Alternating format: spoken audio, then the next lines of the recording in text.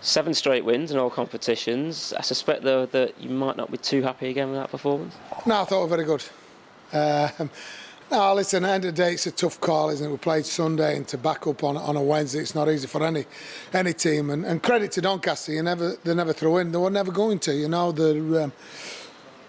They're fighting the way out of this, you know, the hole that they've been digging, and I think, you know, it's just round the corner is them getting out. So credit to them. I thought in the second half they were pretty good. They ramped up and took it to us, and strangely enough we win there, didn't we, as we've found a way to win the game. So, you know, again, it wasn't one of them that I believe that we could lose because we was in control, but the frustration little things are that we take his foot off the pedal, and you know, you can do that here and today, but you can't do it Monday, and you can't do it the Sunday after, and the Sunday after, and the Sunday after. You know, we're looking for improvements, and we got a little bit. Defensively, we were very, very, very good again. You know, we only let a soft try in there from a kick, so that's a pleasing aspect. And you know, just to get the, you know, just to win.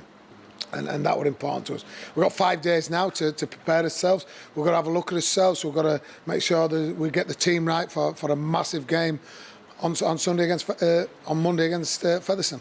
So it was going to be a tougher game after Doncaster's performance last weekend. The conditions didn't help as well. Was it just a case of getting the job done?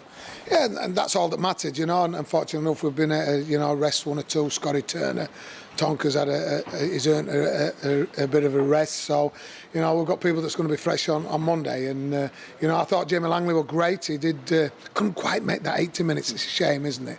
But you know, he did 70 minutes, which was really, really pleasing. His you know, his body language was very good. So he's going to be a big asset once he gets back to, you know, on firing on all cylinders. Mitch looked okay at times, sloppy at other times, but you know, they're getting there. And then, you know, there's other people that are, you know, are showing up, but collectively, you know, we got the job done, and that's the most important thing. So you mentioned Mitch and Jamie. Are they progressing nicer now? How close are they going to be to being able to get that 80 minutes that you're looking for?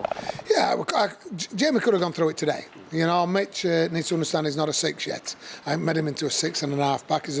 He's a very good front rower, and he needs to play like that at times, and put us under the pump a couple of times. So that's just the, you know, the decision-making aspect. But when you've been out of the game, it's your timing and little things like that. But he showed some of the classes, some of the, you know, touches that we know he's got. So yeah, they're getting closer. You know, Mitch will never do 80 minutes again, I don't suppose. And will Jamie? Yeah, I think he could. But you know, we're a week or 2 away. But the pleasing thing is they're both on the field, and you know, they're both getting where we want them to be. I wanted to just starting to nail down a position now. You've been looking for that magic formula. Is it coming? There's 1 or 2 putting their hand up, isn't there? And then there's 1 or 2 driving me mad and driving me insane, you know. And as you can see, when I'm jumping about like a raving lunatic out there. But yeah, we're getting closer to knowing what the 17 is going to be, and it needs to be nailed by Saturday this week, ready for Monday, and going into the flat cappers back door and coming away with a real strong performance. And those names that we're missing, the likes of Tony Tonks and others, are they just being rested? Scott Turner, there's no injuries there? No, there's you know, a bit of a tweak, but he should be all right for Monday. Tonka has done plenty of minutes of late, and he deserves his rest and will be 100% fit. Don Brambini's had a couple of sessions off, so you know, he needs to, it's his form, and make it difficult for me to, you know, that's the thing. Players have got to make it difficult for me to leave him out, because I'm looking for that magic formula that'll get me what I want, which is a consistent 80 minutes performance, and we're not quite there yet. So, you know, Don Brambini's, you know, hat will be back in the ring for Monday. And is that a case with 3 games, you know, in quick succession, just keep everyone fresh and everyone motivated? And it's a tough season, isn't it? And probably the toughest game coming up on Monday. The toughest stuff. They're all been tough, how we're going about as business, but we're winning, and it's a good habit to have. And yeah, it's you know, it's getting to that time now. You know, we play Featherstone, then we play Leigh, and then we play Hull, and then we play Halifax, and we play Bradford. And we come away with a lot of performances, a lot of victories in that. We're going to be going in the right direction to cementing a place in the top 4 at the end of the season. And that's the aim, always has been. And what a great challenge for us. And these are the games that you want to play in. And it's just, you know, I've been looking for the spark and I'm still looking for it. Will it come on Monday? I'm convinced it will. There's a number of people, Tonka and Briggsy, Smeets and all these, have got a bit of history with Featherstone, and they want to go into their back garden and pinch the flowers. And you're going to have to separate, aren't you, for Featherstone, because they're clearly going to be a side they're going to be pushing for that top 4 position.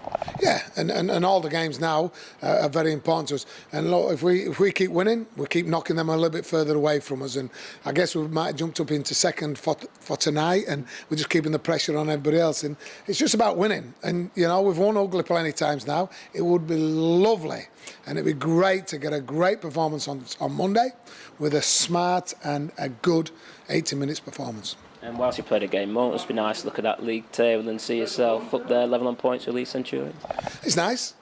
Defensively is what I look at every week, and we've only let 4 points in again, so we're still up there with the best defensive record, and that's something that, you know, good teams do, and at the end of the season they'll look at that and judge yourself. And I think we've been sloppy over the last so many years. I think we've got a group that are willing to put the body where it needs to go to stop them. But there's a bit of fine tuning, but yeah, we certainly need to be in the straps and going into this next period of playing the consistent rugby that we've been looking for. And just finally, Missy Talapapa, any news on any potential ban there?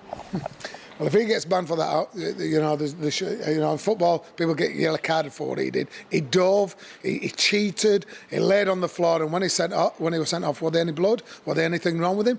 Was there an headbutt? There was no way in there. It's been tweeted about. Somebody needs to get out of that and have a look at it. And I think the Rugby League shouldn't be pulling Missy Talapapa in. They should be pulling in Flanagan and talking to him about cheating and lying, because if that starts coming to the game like it is in football, the game's doomed.